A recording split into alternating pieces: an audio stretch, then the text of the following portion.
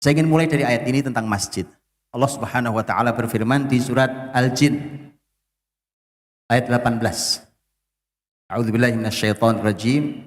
Wa annal masajida lillah fala tad'u ma'allahi ahada. Bahwa kata Allah, masjid-masjid itu lillah, milik Allah. Maka jangan kalian beribadah kepada selain Allah. Jangan berbuat kemusyrikan pada Allah.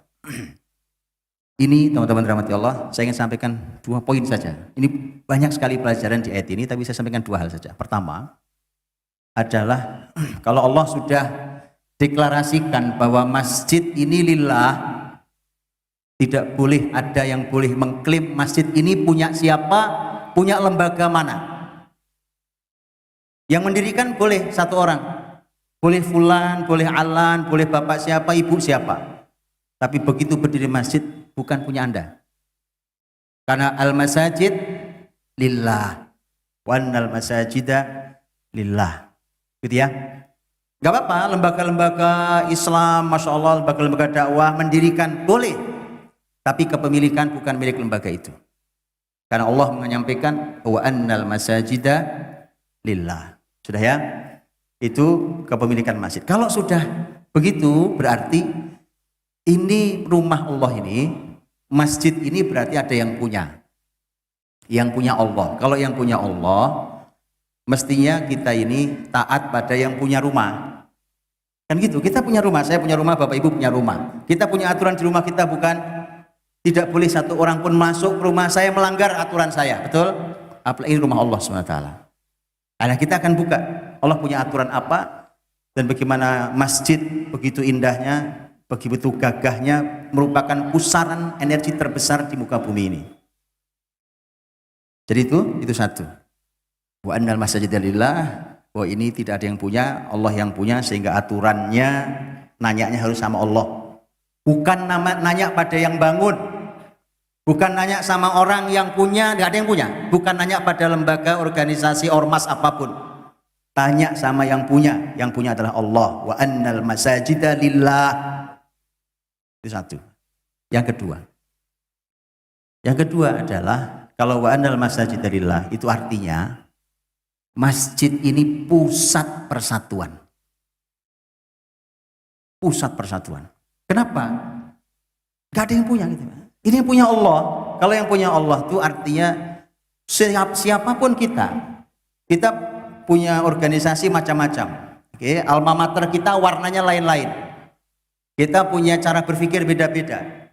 Mungkin kita punya madhab macam-macam. Masuklah ke masjid, di masjid itu wa annal masajida lillah. Kalau lillah punya Allah, semua itu kan harus ditanggalkan. Apa yang harus ditanggalkan? Yang harus ditanggalkan adalah ego. Berbeda itu normal Pak, wajar, nggak ada yang nggak mungkin berbeda. Justru berbeda itu adalah kekayaan Islam.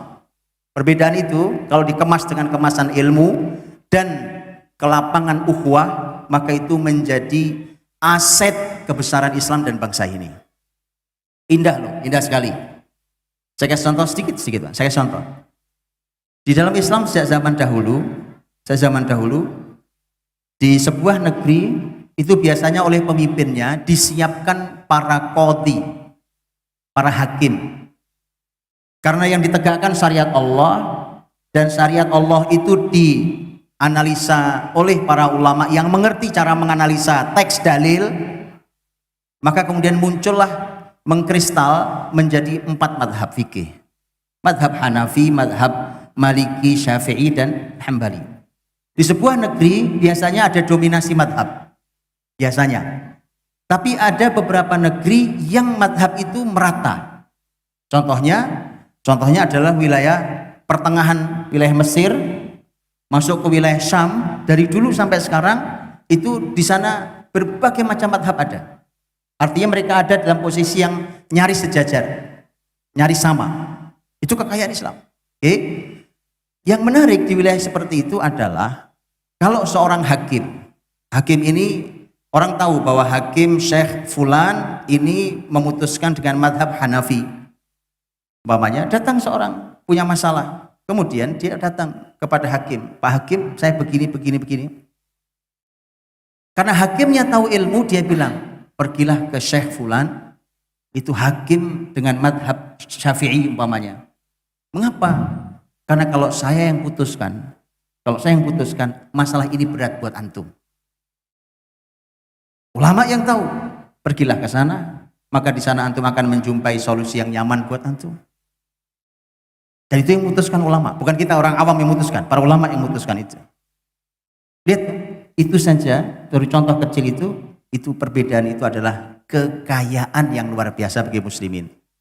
Masjid ini milik Allah. Kalau milik Allah, siapapun kita masuk dengan pemikiran apapun, dengan latar apapun, kalau betul kita hamba Allah, tundukkan semua di hadapan Allah.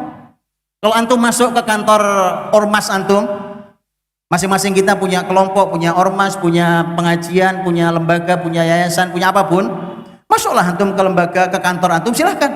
Antum kibarkan bendera antum, silahkan. Tapi kalau masuk masjid, kita semua adalah hamba Allah, Abdullah. Hormati hamba Allah yang lain.